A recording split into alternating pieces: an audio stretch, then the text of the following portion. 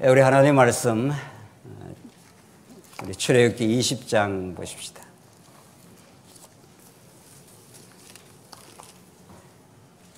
우리 하나님의 말씀 출애굽기 20장 18절 말씀 보겠습니다. 찾으신 줄 알고 봉독 드리겠습니다. 출애굽기 20장 18절 말씀입니다. 뭇백성이 우레와 번개와 나팔 소리와 산의 연기를 본지라. 그들이 볼 때 떨며 멀리 서서 모세에게 이르되 당신이 우리에게 말씀하소서 우리가 들으리이다. 하나님이 우리에게 말씀하시지 말게 하소서. 우리가 죽을까 하나이다. 모세가 백성에게 이르되 두려워하지 말라. 하나님이 임하시면 너희를 시험하고 너희로 경행하여 범죄하지 않게 하려 하심이니라. 백성은 멀리 서 있고 모세는 하나님이 계신 흑암으로 가까이 가니라. 21절까지 우선 봉독 드렸습니다. 우리는 지금 하나님께서 당신이 여호와이심을 우리에게 드러내시되 아브라함 언약을 맺으시고 그 언약을 이제 성취해가는 과정에 하나님께서 시내산 언약을 주시는 내용을 지금 우리가 살펴가고 있습니다. 우리가 지금 살펴가는 십계명이라는 맥락은 하나님께서 아브라함에게 허락하신 이제 구약적인 하나님의 나라, 그 모형적 하나님의 나라를 이루어가는 과정에 하나님이 통치해 주시겠다. 하나님 그 나라에 요즘으로 말하면 헌법과도 같은 이러이러하게 내가 너를 통치해가고 보호해 나가겠다 하는 그 백성들의 통치에 관한 법을 주시는 것이 시내산 언약입니다. 그 시내산 언약을 이제 다른 말로 율법이라고 우리가 부르기도 하고, 우리가 지금 살펴가는 내용은 율법 가운데 모법이 되는 가장 기본법이 되는 시내산 언약을 우리가 지난 시간 확인했고, 이제 그 뒤에 나오는 어떤 사건이 있습니다. 그 사건을 우리가 확인하고 21장부터 계속 전개되는 율례, 우리 이제 개정개혁판에는 법규라 되어 있습니다. 이거 잘 좀 이해하시는 게 필요합니다. 우리 지난 성경에는 그걸 번역을 미시파트라고 하는 히브리어를 이제 율례라 번역했는데, 우리가 지금 살피는 개혁 개정판 새로 번역한 데는 이제 법규라 이렇게 되어 있습니다. 이제 법규, 그리고 그 율법 가운데 가장 많은 분량을 차지하는 규례, 이렇게 이제 이어져 갑니다. 그러니까 율법은 계명, 법규, 이제 규례로 이렇게 세 구분으로 되어 있고, 이걸 총체적으로 우리는 율법이라 하고, 이걸 총체적으로 시내산 언약의 말씀이라 그렇게 말합니다. 성경 전부가 언약에, 특별히 이제 구약은 옛 언약에 관한 말씀이고, 그 모든 옛 언약은 성경이 다양한 사건들 내용이 이제 전개될 겁니다. 여러 가지 법규의 내용들이 전개되더라도 그것이 전부 어디로 수렴되고 묶어지느냐 하면 언약이라는 말씀으로 묶어지는 것은 언약의 실체이신 예수 그리스도에게 총체적으로 성취되어 우리 하나님이 얼마나 은혜로우시고 능력 많으신 분인가, 그리고 언약을 한번 하시면 떠나가지 아니하시는 동행하시는 여호와이신가, 이걸 우리에게 가르쳐 주는 거죠. 그런 큰 흐름을 우리가 의식하면서 우리 지난 시간 십계명에 대해서 이제 확인했습니다. 십계명은 우리가 서두에 십계명을 그냥 이것저것 지키라 이렇게 하는 게 아니라는 거죠. 무슨 세상의 도덕법처럼 그런 게 아니라 하나님께서 이제 모세에게 십계명을 주면서 서문을 말했지 않습니까? 나는 너를 애굽 땅 종되었던 집에서 인도해낸 여호와 하나님이라. 긍휼과 자비가 풍성한 하나님이라. 너희들이 애굽에 종살이 했을 때 얼마나 고통을 받았느냐. 하나님께서 그 고통을 꼭 기억하시고 특별히 아브라함 언약을 기억하사 이제 때가 되어 너희들을 건져내고 광야를 지나 가나안 땅으로 내가 인도해 가시는 여호와 하나님이다.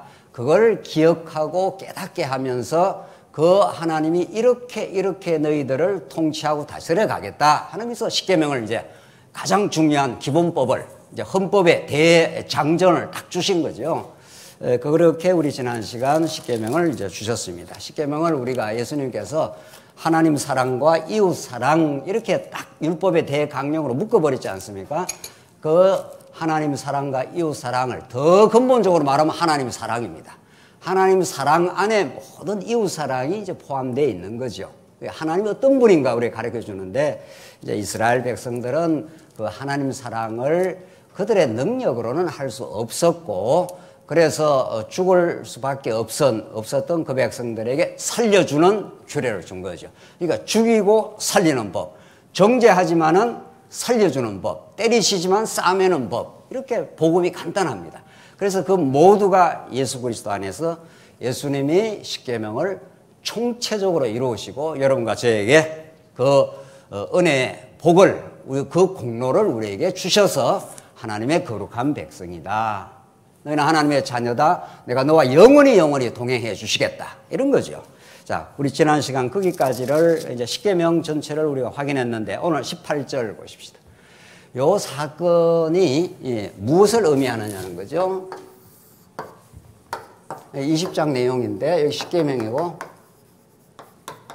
여기 두 가지 사건이 이제 등장하는데, 우리가 봉독드린 대로 백성들이 그 십계명을 받는 그 장면이 굉장히 두려운 장면으로, 허군, 검은 구름이 있고 굉장한 그 번개, 우레, 나팔 소리, 뭐 이런 그 장엄하고 두려운 장면으로 그렇게 이제 그런 형상이, 그런 이제 스펙타클한 그런 모습이 이제 나타난 거죠.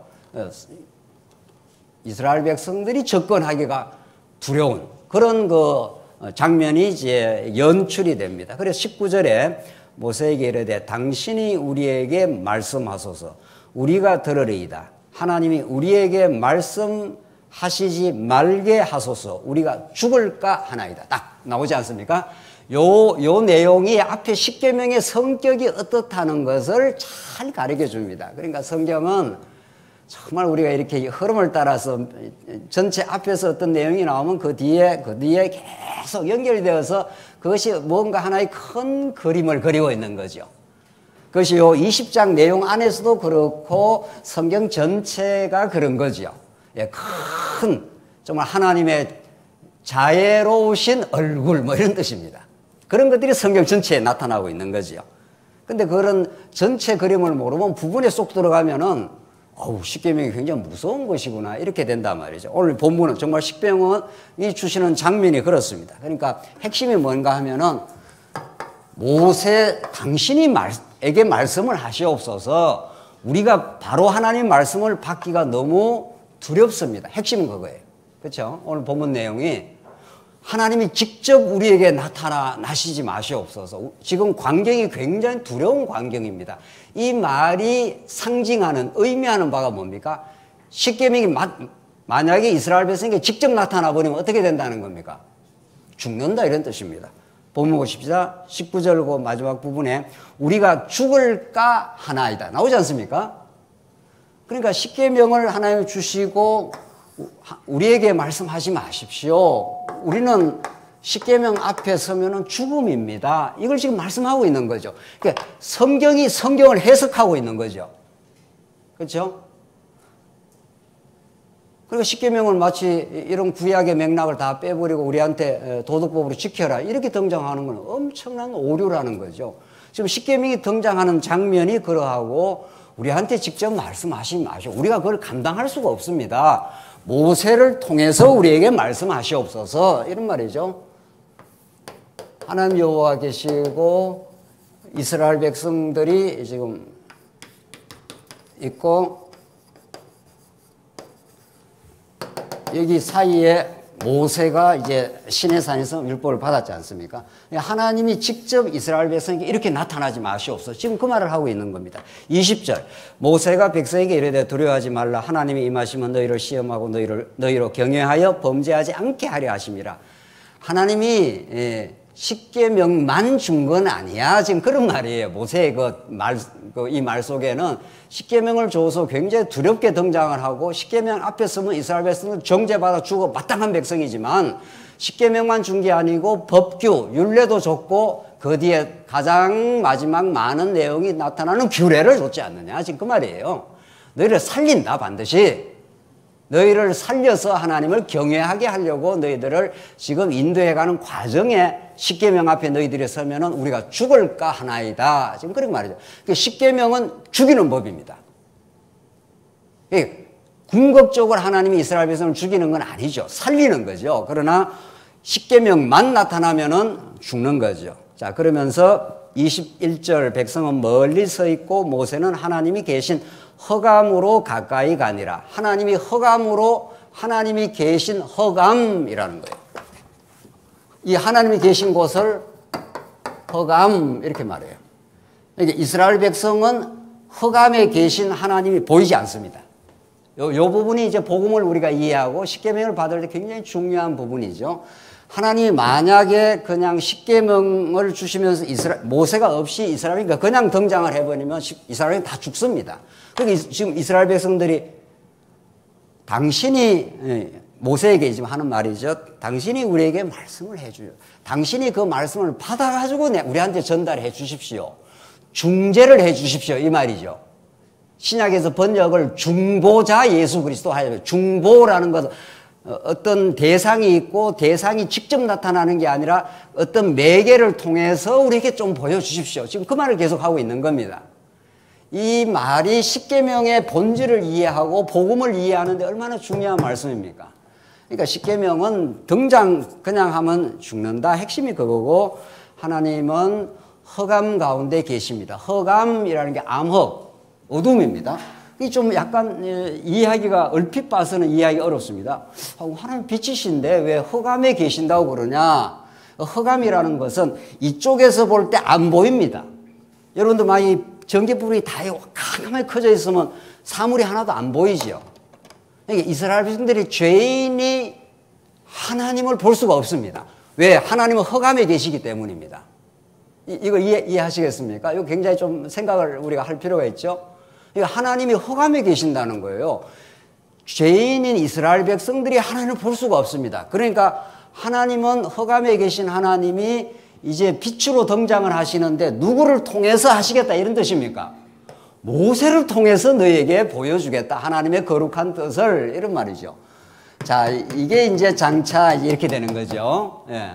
그러니까 모세가 없는 모세 다음에 누가 나타나는가 하면 이제 아론이 나타납니다. 모세는 하나님의 뜻을 전달하는 선지자이고 나 같은 선지자가 내가 보내겠다 했지 않습니까?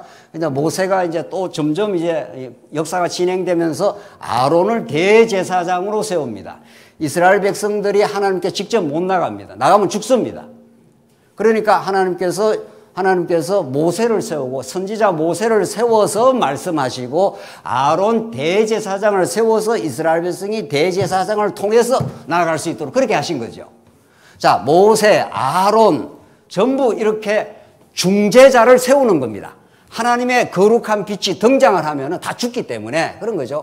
그리고 중요한 것은 하나님이 어디에 계신다 그랬어요? 흑암에 계신다는 거예요. 오늘 본문이 그렇죠. 백성은 멀리 서 있고 백성은 멀리 서 있습니다. 하나님의 접근 불가능해요. 멀리 서 있고 하나님이 계신 허감으로 가까이 가니라. 모세만 하나님의 허감으로 이제 점점 갈 수가 있다는 거예요. 모세가 하나님이 계신 이 허감으로 이제 가게 된다는 거예요. 자, 이제 정리하십시다. 이 부분을 지금 우리 지난 시간 십계명에 대해서 배웠습니다. 이 십계명의 본질이 뭐냐? 십계명이 우리에게 어떤 하나님을 가르쳐주기 위한 거냐 하려면 20장 전체를 우리가 읽어 나가야 된다는 거죠. 여기 이제 모세라는 중보자가 얼마나 중요하다는 것이 등장을 한 거죠. 십계명을 직접 이스라엘 백성에게 우리에게 말씀하지 마십시오. 우리는 죽을까 하나이다. 그래서 모세하고 말씀해 주십시오. 이런 말이죠. 이게 얼마나 중요한 말씀입니까? 정말. 이게 구약에서의 말씀이지만 우리 신약으로 넘어오면은 모세보다 더 우월하신 아론 반차보다 더 우월하신 멜기세덱 반차로 이 땅에 오신 그런 거죠, 지금. 그러니까 하나님이 직접 우리에게 말씀하시는 게 아니라 예수 그리스도를 통해서 말씀을 하시는 거죠. 그렇죠?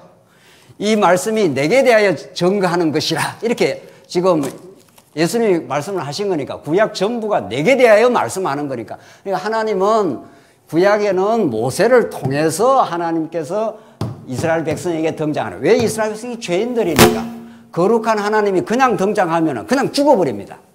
또 죄인이 하나님께 접근 불가능합니다. 그러니까 누군가가 중재를 해줘야 된단 말이죠. 두 사람이 싸움이 일어났어요. 뭐 어떤 A라는 B라는 사람. 두 사람이 해결이 잘 안 돼. 그러면 이 양쪽 사람을 잘 알고 있는 그 화해를 시킬 수 있는 중재자를 우리가 세우지 않습니까? 우리 이제 세상 말로 말하면 그런 것입니다. 이 모세보다 더 우월하신 정말 그 거룩하신 하나님, 그 거룩의 빛 앞에 서면 전부 죽게 될, 소멸될 죄인들. 그러나 하나님께서 모세를 세워가지고 당신이 하나님의 말씀을 듣고 우리에게 나타나시옵소서. 그래서 이 모세를 통해서 하나님 어떤 분인가를 가르쳐 주시는 구약의 말씀인 거죠. 예수 그리스도를 통해서만 우리에게 말씀하십니다. 오늘 예수 그리스도가 우리의 머리가 되셔서 우리의 대제사장이 되셔서 우리는 하나님 앞으로 지금 전진할 수 있는 거죠. 그렇죠. 그래서 하나님이 허감에 계신다 하는 것은 이쪽에서 볼 때는 안 보입니다. 우리 하나님 안 보입니다. 하나님이 예수를 통해서 우리에게 보여주신 거죠. 오늘 성경 말씀이 그러하고 예수 그리스도 사건이 그렇습니다. 자, 이게 물리학에서 지금 허감 물질이 있답니다.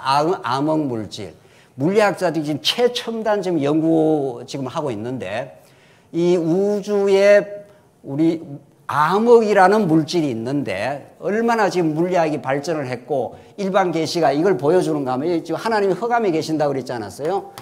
암흑 물질이 있다고 합니다. 암흑 물질이 있는데 암흑 물질은 어떤 통로를 통해서만 접근 가능하다고 합니다. 인간이 보는 세상은 이 정도인데 우주라는 게 어마어마하게 큰데도 이 우주 전체에 어떤 암흑 물질이 있다. 이 암흑이라는 게 안 보인다 이런 뜻입니다. 그렇죠? 캄캄하면 하나도 안 보이지 않습니까? 하나님이 허감 가운데 있기 때문에 안 보입니다. 누구의 눈에 안 보입니까? 타락한 여러분과 저의 눈에는 자 우리가 육신으로 살아갈 때도 그렇잖아요. 우리 지금 하나님이 계십니까? 안 계십니까? 계신다 할 수도 있고 안 계신다. 안 계신다 하는 건 육신의 눈으로 보면 하나님 하나도 안 보입니다. 우리 뭐 사람들만 보이지 않습니까? 그러나 영적인 눈이 우리에게 다가오고 성령이 우리 역사하시면 여기 지금 누가 계십니까? 여러분이 하셔야죠. 하나님 계셔요 지금.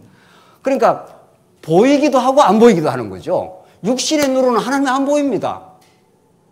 그러니까 저 사람이 미운 거죠. 어떤 사람이 도와주면 그 사람이 나를 도와줬다고 생각하는 거죠. 그러나 우리가 영적인 눈을 뜨면은 그렇지 않지 않습니까? 물리학이 지금 증명하고 있습니다.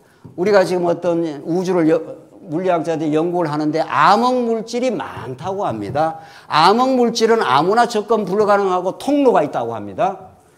너무 똑같은 거예요. 이게 일반 계시가 그 암흑은 캄캄하기 때문에 어떤 채널을 통해서 그걸 볼 수가 있다고 지금 계속 연구를 하고 있습니다. 지금 물리학자들이 뭔가 이 통로를 통해서 여기를 지금 볼 수 있다는 거예요. 그러면 우주의 비밀을 지금 알 수 있다고 하는 거죠.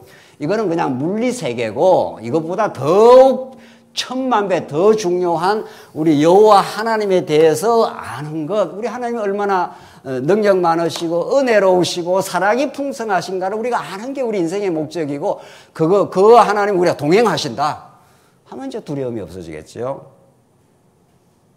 하나님은 여러분과 저에게 직접 다가오신 게 아니라 예수 그리스도를 중보자로 세워서 그 원수된 하나님과 원수된 우리들, 십계명 등장하면 우리 죽는단 말이죠. 그러니까 그 십계명의 정죄 속에 예수님이 그대로 들어가서 대신 죽으시고 하나님과 우리를 화해시킨 거죠.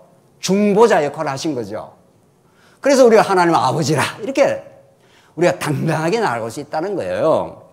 22절 여호와께서 모세에게 이르시되 너는 이스라엘 자손에게 이같이 이르라. 너는 내가 하늘로부터 너에게 말하는 것을 너희 스스로 보았으니 너희는 나를 비교서 은이나 금으로나 너희를 위하여 신상을 만들지 말고. 자 23절 여기까지 이거 십계명을 그대로 지금 설명하고 있는 거죠. 나 외에 다른 신을 두지 말라, 우상을 만들지 말라. 그 말을 지금 그대로 지금 받아서 말하고 있는 거죠. 중요한 건 24절이에요. 24절. 요 24절을 이유를 읽어 나가면 십계명이 무엇을 지금 지향하고 있다는 걸 가리켜요. 24절. 내게 토단을 쌓고 그 위에 내 양과 소로 내 번제와 화목제를 드리라. 내가 내 이름을 기념하는 모든 곳에서 내게 임하여 뭐라 그럽니까? 복을 주리라. 자, 십계명이 있고 오늘 그 다음에 이제 모세를 하나님께서 중보자로 세워서 모세에게 말씀하시옵소서 그랬고, 그 다음 단락은 토단 혹은 제단을 만들어라. 이렇게 되어 있단 말이죠. 이게 20장 전체가 말하는 한 덩어리가 되어서 진리를 가르쳐 주고 있는 거죠. 그 쉽게 이 모세 중보자와 제단을 설명하지 않고 이걸 딱 끊어가지고, 자, 십계명 하나님 외에 다른 신을 섬기지 말라 등등등등, 요거만 달랑 떼갖고 우리 찬송가 뒤에 나타나 있지 않습니까? 그러니까 성경을 어떤 전체 흐름과 맥락을 놓치고 그 부분을 딱 따로 떼내버리면은 복음이 아니라 저주가 되는 거죠. 왜냐하면 그걸 우리가 어떻게 할 수 있냐. 십계명 나타나게 이 사람에게 다 두려워하지 않습니까? 우리가 죽을까 하노라 모세한테 말씀해 주십시오. 그리고 그 다음 전진하니까 양과 소를 가져와. 이게 이제 앞으로 전개될 규례에서 할 내용 아닙니까? 크게 보면은 십계명이 있고, 그 다음 법규가 있고, 이게 율례입니다, 전에. 그 다음 규례가 있는 거니까. 이게 이제 제사 제도 아닙니까? 그러니까 계명, 법규, 규례해서, 계명은 이제 대원칙인데 나 외에 다른 신을 섬기지 말라, 우상을 만들지 말라, 이게 거룩한 법이죠. 근데 이스라엘 백성은 그걸 못 지키지 않습니까? 못 지키는 정도가 아니라 있는 죄를 다 폭로를 해냅니다. 드러냅니다. 애굽에서 400년 종살이 하던 그들을 데리고 왔지 않습니까? 그러니까 400년 종살이 했으니까 얼마나 그들이 400년 동안 애굽에서 이방신을 섬겼습니까? 그러니까 그들이 나와서 조그만 모세가 안 보이면 뭐를 만듭니까? 금송아지를 만들었지 않습니까? 그러니까 십계명은 너희들이 애굽에 400년 종살이 된 죄인들이야 하는 걸 이제 드러내고, 만약에 이 계명대로 말하면 너 죽어. 그러나 규례를 살리겠다. 지금 그 말이죠.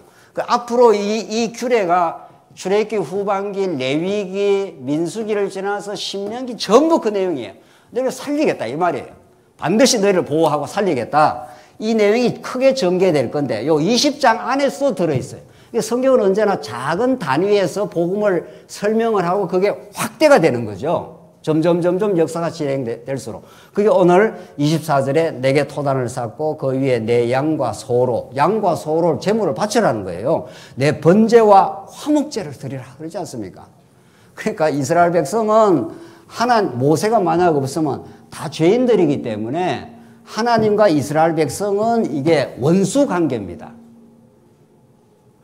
하나님 거룩하신 분이기 때문에 죄인들이 오면은 죽어요. 그러니까 하나님께서 모세를 세우고 아론을 세워서 이 중보자를 세워서 화목제를 세워주겠다는 거예요.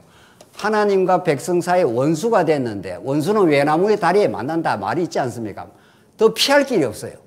예, 외나무 다리에서 딱 만났기 때문에 다른 데로 피할 길이 없어요. 하나님의 거룩한 하나님의 존재 자체가 등장하면 우리 어디로 피하겠습니까? 하나님 그 불꽃 같은 눈을 피할 수가 없습니다. 하나님은 공의의 하나님이기 때문에 정의로우신 분이에요. 이 세상의 정의는 이랬다 저랬다 계속 바뀌지만 하나님의 영원한 법과 정의로우심은 변하지 않습니다. 나 외에 다른 신을 섬기지 말라. 나를 떠나면 죽는다 이 말이죠. 그 이스라엘 백성들은 금송아지 성인이가 죽어 마땅하지 않습니까? 그러나 공의로우신 하나님보다 더 크신 사랑의 원리가 있습니다. 그렇죠? 네. 그래서 요한 1서에 하나님은 사랑이시라 이렇게 말하지 않습니까? 하나님은 공의로우시기도 하지만 그 정의, 공의의 원칙을 그걸 훨씬 뛰어넘는 덮어버리는 사랑은 허다한 죄를 덮느니라 했기 때문에. 자, 그래서 오늘 이 번제와 화목제를 21장에서 딱 보여줘요. 그러니까 십계명을 말씀했지만은 이스라엘 백성에게는 모세라는 중보자가 필요하고 또 뭐가 필요하다는 겁니까? 제단, 제사 행위를 통해서 십계명의 정죄를 누군가가 받아야 되는 거죠. 어린 양, 여기서 양과 소를 바치라, 구약에는. 그러면 내 번제와 화목제를 드리라. 내가 내 이름을 기념하게 하는 모든 곳에서 내게 임하여 뭐를 주리라? 복을 주리라. 하나님 복 주시는 분이에요. 하나님은 그러니까 이미 십계명이 있기 전에 아브라함에게 하나님께 언약을 해서 내가 너에게 복을 주어 바라크 복을 주어 너 복의 백성이 되게 만들어 주겠다. 내 민족이 큰 나라를 이루어서 복을 누리는 백성이 되게 해주겠다. 이 복을 하나님 내가 실현해 가겠다. 이런 거죠. 이런 말이죠. 그 실현해 가는 과정에 하나님께서 애굽의 종살이 400년을 시키기 때문에 이스라엘 백성들은 복을 누릴 행위 조건 자격은 없는 겁니다. 하나님 그렇게 하신 겁니다. 자기 자랑을 하지 못하게 하시고 하나님께서 그저 복을 시내산 언약에서 규례를 통해서 화목제를 통해서 죄 없다 이렇게 해주는 거죠. 25절 내가 내게 돌로 제단을 쌓거든 다듬은 돌로 쌓지 말라. 내가 정으로 그것을 쪼면 부정하게 되리라. 그대로 있는 그대로 제단을 만들으라는 거예요. 26절 너는 청계로 내 제단에 오르지 말라. 내 하체가 그 위에서 드러날까 함이라. 이렇게 해서 구약에는 다 하체가 드러나는 것을 수치로 받고 그걸 다 덮어준다. 제사장도 긴 옷, 제사장 옷을 입고 하나님께 나아갈 수 있도록 그렇게 하셨다. 죄인들의 모습으로 못 나간다. 하나님이 만들어주시는 제사장복, 긴 옷. 구약에서 이제 계속 나옵니다. 이제 이 규례에 들어가면. 그래서 하나님께서 다 덮어주시겠다는 겁니다. 그런 덮어준 대제사장이라야 하나님께 나아가서 하나님과 원수된 이스라엘 백성들을 화목시켜주겠다. 그래서 로마서가 예수 그리스도가 그가 우리 대신 십자가에 죽어주심으로 화목제물이 되게 하셨다. 그래서 다시는 우리가 하나님께 나아갈 때 하나님 아버지 하면서 우리가 나아가고 예수 그리스도의 이름으로 나아가면 하나님이 오냐 하고 받아주겠다 이런 뜻입니다. 예. 너는 내 사랑하는 아들, 너의 과거의 모든 허물진 죄들을 내가 다 그리스도의 피로 다 덮어버렸다 이 말이죠. 자, 그래서 오늘 우리 십계명을 우리 공부를 했지만은 이 십계명을 우리가 도덕법으로 이렇게 지키고 저렇게 지키는 게 아니라 이스라엘 백성들의 죄를 자꾸 이렇게 드러냅니다. 너희들은 주고 마땅한 백성. 그러나 내가 모세를 세워서 내가 또 아론을 세워서 너희들과 화목하게 하는 길을 열어주겠다. 이게 복음인 거죠. 이게 하나님 나라 복음인 거죠. 하나님 나라를 세워주겠다. 그게 구약에는 이스라엘 나라를 세워주는데 너희들의 행위로 세우는 게 아니라 너희들은 다 주고 마땅하지만 모세를 통해서 주어지는 이 규례, 제사 제도를 통해서 제사장 나라로 세워주겠다. 너희들을 끝없이 용서하고 그 사랑의 통치를 해 주시겠다 이 말이죠. 이 모두를 예수 그리스도가 성취하는 거죠. 하나님 사랑과 이웃 사랑을 예수님 십자가에서 온전히 이루셔서 여러분과 저로 하여금 그 은혜의 선물 안으로 들어오게 하시고 우리 하나님 그러니까 나를 본 자는 누구를 봤다고요? 예, 하나님은 이스라엘 백성은 하나님을 볼 수가 없어요. 어디 계시니까 흑암에서 안 보이는데 하나님이 보내신 모세보다 더 우월하신 세상의 빛으로 오신 빛이 비치면 여호와 하나님 보이는 거죠. 그래서 여러분과 저에게 성령의 빛이 비치길 바라는 거죠. 성령의 감동과 그 빛이 비치면 오늘 지체들 속에 하나님의 얼굴이 배경이 나타나는 거죠. 그걸 우리가 예배라 그러는 겁니다. 오늘 이 자리가 얼마나 놀랍고 정말 복되고 장엄하고 아름다운 자리인지 모릅니다. 세상 사람들이 만약 여기 오면 아무도 안 사람만 보이는 거죠. 그러나 우리가 예수 그리스도 안에서 우리 예수님이 보내신 예수의 영이신 성령이 우리와 함께 하시면 우리 지체들을 통해서 우리가 하나님의 살아계심을 보는 거죠. 저 성도도 하나님의 통치와 은혜 속에 살아가는 성도, 이런저런 어려움이 있는 성도들 가운데서도 하나님께서 지켜주시는 여호와 하나님, 이렇게 되는 거죠. 이걸 예배라 한다는 거예요. 오늘 우리가 온 성도가 모여서 그 예배를 드리고 이런 예배의 시각과 안목을 가지고 세상을 나가는 거죠. 오늘 이 복음이 그런 걸 지금 말하고 있습니다. 20장 내용이 이 십계명이라는 게 언약의 말씀이니까 말이죠. 21장 넘어가면은 자, 21장은 자, 계명을 우리가 잘 이제 이해를 했습니다. 계명을 우리 이해하는데 이제 계명만 이해하는 게 아니고 법규, 규례까지 우리가 한 통으로 우리가 연결해서 지금 이미 공부를 하고 있는 거죠. 이 말씀을. 그래야 이제 이 전체를 신의 산 언약으로 주신 그 여호와 하나님이 자꾸 드러나겠죠. 그래서 21장부터 23장까지가 이스라엘 백성들의 생활상입니다. 이럴 때는 이렇게 하고 뭐 종이 이럴 때는 자유함을 얻게 되고 여종은 이런 방식을 통해서 벗어나고 어떤 사람을 죽인 자에서는 반드시 죽여야 된다. 이는 이로 눈은 눈으로 반드시 그렇게 갚아줘야 된다. 뭐 소가 누구를 사람을 받으면 그 소를 배상해 줘야 된다. 기타 등등등등등등등등. 이렇게 해서 요 21장, 22장, 23장은 구약 시대에 여러분과 제가 오늘 시대가 아니고 이 구약 시대에 살아가는 여러 그 다양한 생활상입니다. 요 생활상을 통해서 얼마나 정말 오롯하고 우리한테는 소중한 이 복음의 메시지가 이 법규 혹은 우리 옛날 성경, 우리 개혁 성경에는 율례, 그런데 잘 이해하십시오. 우리 옛날에는 율례라고 많이 표현했습니다. 지금 개혁 개정에는 법규라고 번역했는데 이제 히브리어로 미시파트인데 뭐 번역은 이렇게 해도 괜찮습니다. 그래서 이 법규는 이 십계명이 이게 가장 기본적인 법이고 이 법규는 십계명을 자세하게 생활 속에서 세칙과 같은 겁니다. 우리 교회에서 정관이 있고 시행세칙이 있지 않습니까? 정관은 우리 교회가 나아갈 근본적인 큰 틀. 우리 교회는 이런 신학과 이런 성경의 이해를 통해서 우리가 장로교회를 한다. 이렇게 우리가 정관을 딱 세웠지 않습니까? 그러면 그 자세하게 우리 성도님들의 삶을 질서 있게 해주는 시행세칙이 있듯이 여기는 하나님이 여호와시다. 우상을 섬기지 말라. 부모를 공경하라. 부모를 공경하는 게 여호와 하나님을 기억하는 방법이다. 이렇게 큰 원리를 쾅쾅 설명해 줬다면 법규는 하나하나 그것이 어떻게 적용되고 자세하게 풀어가는가. 그러니까 이건 굉장히 짭짤한 겁니다. 굉장히 중요한 내용이에요. 이거를 하나하나 시간 되는 데까지 한번 해봅시다. 첫 번째, 1절로 이제 6절까지는 종과 자유의 원리입니다.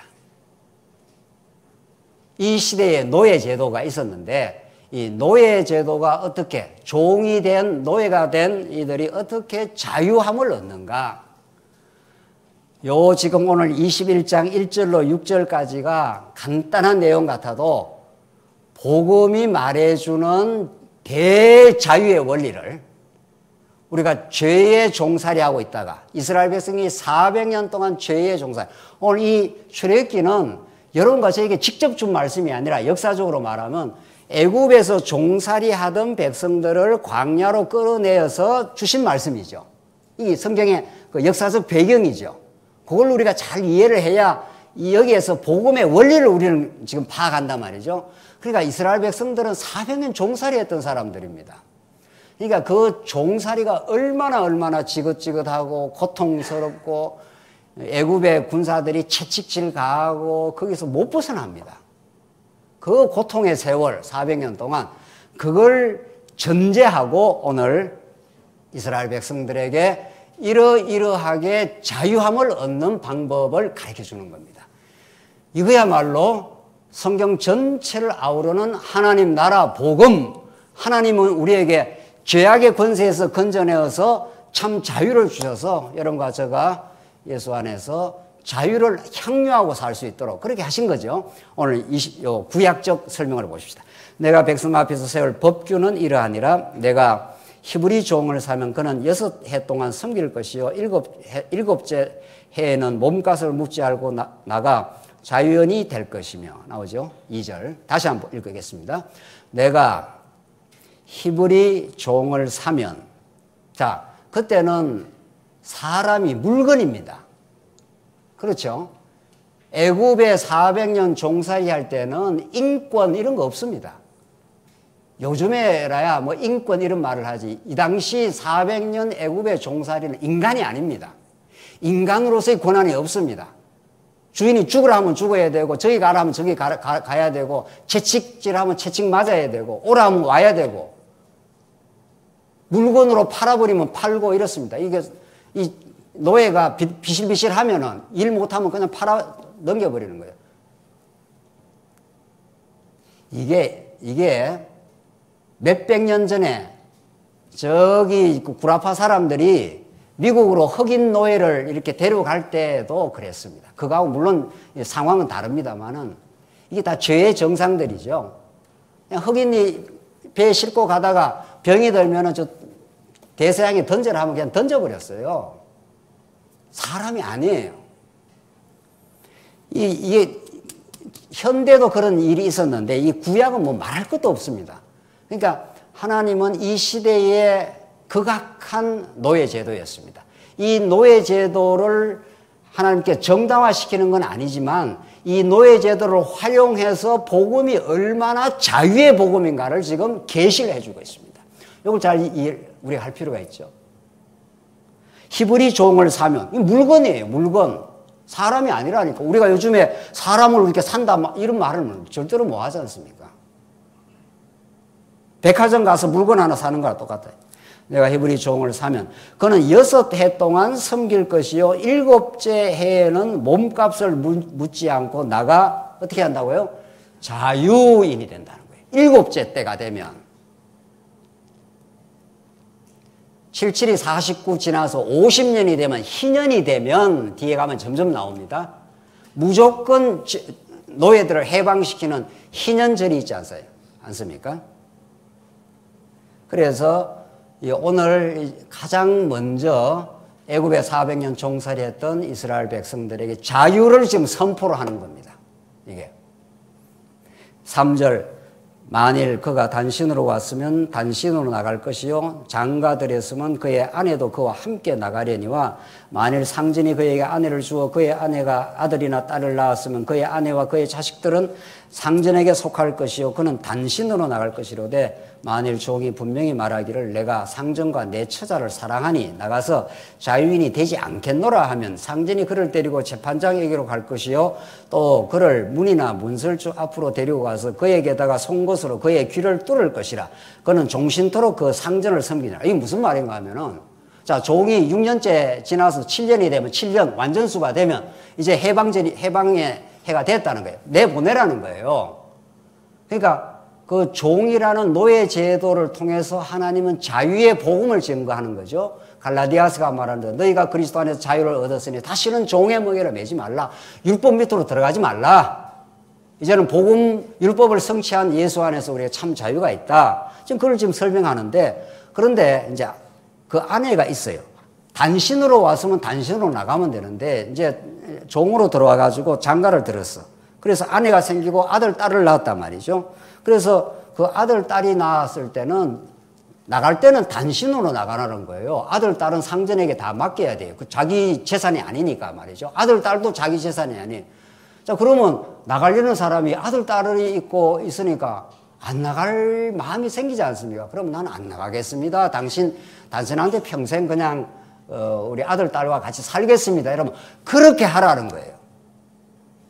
그렇게 하는 증거로 6절에 보십시오. 상전이 그를 데리고 재판장에게로 갈 것이요. 재판장한테 가서 공정을 받으라는 거예요.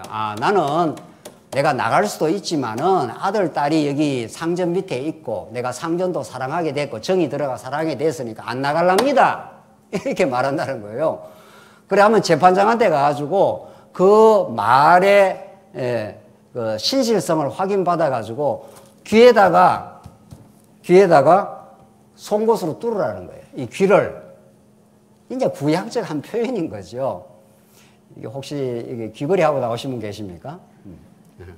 그런 뜻은 아니고, 왜 우리 결혼할 때도 반지 끼워주고 뭐 귀걸이 해주고 하는 거는 당신이 내게 속하고 나는 당신에게 속했다. 뭐 이런 일반 계시적인 의미도 있어 보여요.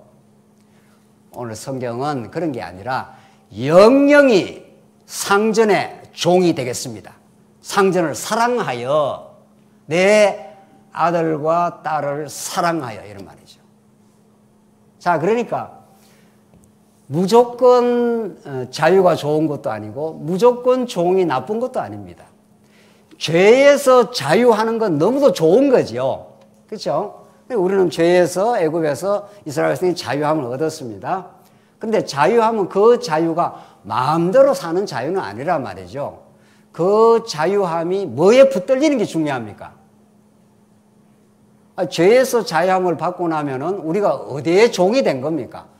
그리스도의 종이 된 거죠. 이 십계명으로부터 자유함을 받으면 모세보다 덜 하신 예수 그리스도의 십계명의 노예, 십계명은 죽어 이런 거죠. 죄와 사망의 법입니다. 이게 등장하면 죽게 되지만 여기서 벗어나면 우리가 예수 그리스도의 사랑의 종이 되고 귀를 구약에는 뚫어가지고 내가 영영이 상전을 섬기겠습니다. 이 말이죠. 이게 여러분과 저의 예수 믿음입니다. 그렇죠? 네. 우리는 이제 옛사람은 십계명에서 죽었습니다. 우리 김아무개, 박아무개, 최아무개 이런 옛사람의 실체는 예수와 함께 죽었고 이제 자유함을 받았습니다. 율법 남편에 의해서 맞아 죽었고 예수 남편으로 옮겨진 거죠. 우리가. 그래서 예수 신랑을 모시고 사는 거죠. 그게 7절에 나오는 내용입니다. 7절부터 11절. 사람이 자기 딸을 여종으로 팔았으면 그는 남종같이 나올지 못할지며 이렇게 되죠. 이게 여종에 이제 문제가 나와요. 여종에. 여자 종은 남자 종보다 더 심각하다는 거예요. 그 시대에. 그 시대는 남녀 차별이 있었던 시대니까 말이죠. 여자 종은 못 나가. 이런 거죠. 율법 앞에 율법 남편 밑에 있으면 절대로 못 나옵니다. 율법 남편은 우리를 죽이는 법이고 절대로 못 나가게 하는 거죠. 그러니까 율법의 종로로 시키는 거죠. 이거 하라면 이거 해, 저거 하라면 저거 해 해도 칭찬과 인정이 없습니다. 절대로. 그런 율법 남편, 지금 여종의 문제가 나오잖아요. 8절 조금 읽고 끝내죠. 만일 상전이 그를 기뻐하지 않아야 상관하지 아니하면 그를 속량하게 할 것이나 상전이 그 여자를 속인 것이 되었으니 외국인에게 팔지 못할 것이요. 만일 그를 자기 아들에게 주기로 하였으면 그를 딸같이 대우할 것이요. 만약에 그 여종을 아들에게 주려면 딸처럼 잘 대접을 해야 되고 10절 만일 상전이 자기 여자에게 장가 들지라도 그 여자의 음식과 의복과 동침하는 끊지 말 것이야. 상전이 한 여자를 불렀다가 그 여자하고 이제 같이 안 살고 다른 여자한테 장가를 들여버려요. 그럼 그 여자는 완전히 소외가 된 거죠. 그럴 때 그 여자에게 음식, 의복, 동침하는 건 끊지 마라. 그 여자를 그 정도는 대우를 해주라. 11절 그가 이 세 가지를 시행하지 아니하면 여자는 속전을 내지 않고 거저 나가게 할 것이라. 만약에 이 세 가지 그러니까 음식이라든가 의복이라든가 동침 그건 있어야 여자가 살 거 아니냐. 그렇게 안 해줄 것 같으면 속전 내지 말고 그냥 나가게 해. 여자를 그냥 방면해 주라는 거예요. 자유하게 해주라는 거예요. 이게 구약의 하나의 법이었습니다. 자, 정리를 하자면 남종은 남자 노예는 7년째가 되면 내주라는 거예요. 7년이 되면은 너희들은 자유의 사람이 됐다. 이런 법이 있다는 거예요. 그런데 그 남자가 장가가 들어갔고 딸 아들을 놓고 또 상전도 사랑하는 마음이 생겼고 이렇게 살게 되면은 너 혼자는 나갈 수 있어. 단신은 나갈 수 있어. 안 나가겠습니다. 그러면 송곳으로 귀를 뚫어서 영원히 상전을 섬기고 살겠습니다. 이게 구약의 생활법이에요. 구약의 지금 생활법이라는 거예요. 십계명 아래에서 다 종살이하고 애굽에 종살이하면서 스스로 힘으로는 절대 나올 수 없는 이스라엘 백성들. 그들을 하나님께서 출애굽을 시켜서 아브라함 언약을 이루려고 자유함을 주시고 그 자유함이 마음대로 하는 자유함이 아니라 내가 마음대로 하고자 하는 그 생각을 십자가에 다 못 박아버리시고 주님 뜻대로 하시옵소서. 하나님 우리를 사랑하셨으니 하나님의 사랑의 줄에 매였으니 당신이 이렇게 끌고 가시든 저렇게 끌고 가시든 나를 가난하게 하시든 나를 부유하게 하시든 나를 좀 아프게 하시든 나를 건강하게 하시든 당신의 사랑의 줄에 매여 있으니 영원히 내 귀에 송곳을 박아가지고 내가 사랑의 정표를 내가 당신의 사랑의 종이 되었다는 정표를 쾅쾅 하겠습니다. 이 말이죠. 여종도 마찬가지다. 여종은 율법 신랑 밑에서 여자가 율법 남편 밑에 있으면 맞아 죽습니다. 율법은 우리를 이거 했냐 뭐 했나 이러면 안 했으면 너 죽어야 돼 이렇게 한다는 거예요. 그래서 정말 맞아 죽어 마땅한데 율법의 저주 아래 누가 오신 거예요?